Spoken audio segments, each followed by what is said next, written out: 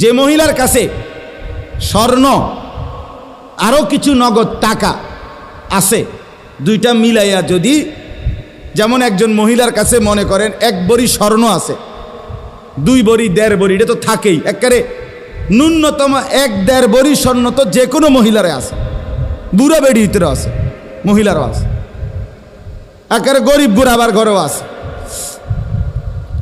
সাথে যদি ওই 3 দিন এই মহিলার কাছে আলগা কিছু টাকাও আছে, 10,000, 5,000, 20,000, 15,000, উনার টাকা, এটি উনার মহিলার নিজের টাকা, স্বামী দিছে, নয়তো ছেলে দিছে, নয়তো বাপের বাড়ির থেকে দিছে, যেমনি হোক দিছে।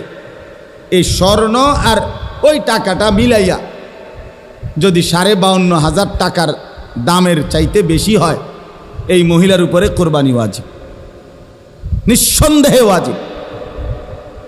তাইলে 1 ভরি স্বর্ণের দাম তো হলো 80,000, ওনার কাছে আরও আছে 5,000 ব্যক্তিগতভাবে টাকা, তো 85,000 ধরেন, তো 85,000 টাকা 52,500-এর চাইতে কম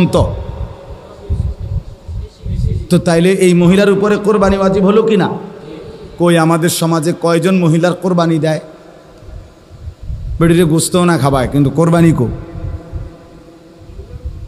রুটি গুস্তও না খায় উনি, কিন্তু কোরবানি হইও কই না। রাসূলুল্লাহ সাল্লাল্লাহু আলাইহি ওয়াসাল্লাম বলেন, যে ব্যক্তি সামর্থ্য থাকার পরেও কোরবানি করলো না, সে যেন আমাদের নামাজে না আসে। কি পরিমাণ ধমক দিছেন! তাহলে আমি এই 2টা মাসালা আপনাকে বুঝাই, কোরবানির বিষয়েও বোঝা দরকার।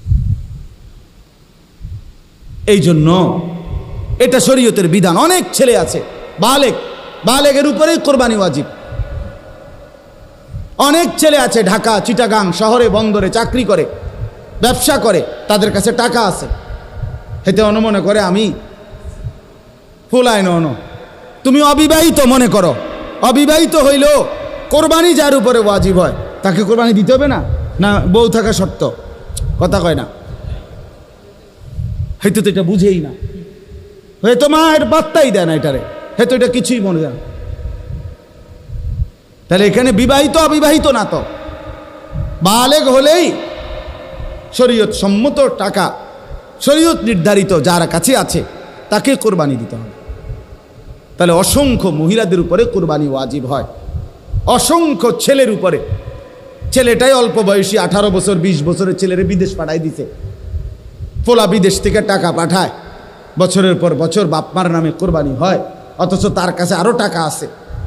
তাহলে ওই টাকাগুলোর কারণে তো তার উপরে কোরবানি ওয়াজিব। এই জন্য দয়া করে বাপ, আরও অনেক মাসালা আছে, আমি শুধু বুঝায় বল। ও 2 ভাই চাকরি করে অথবা 2 ভাই ব্যবসা করে, দোনো ভাইয়ের আলাদা 2টা দোয়া, কিন্তু সংসারে একসাথে এমন আছে না? মানে বিদ্রোহ হয়েছে না আর কি, দোনো ভাই, বাপ মাও আছে ঘরে, তো বাপ মার লগে একসাথে খায়। তো কাজে যেহেতু তারা এখনো সংসার ভিন্ন হয় নাই, যাদের ঘরে বউ লইয়া যার যে আলাদা থাকে যদিও, কিন্তু রান্দাবাড়ি এক লগে একসাথে খায় দেয়।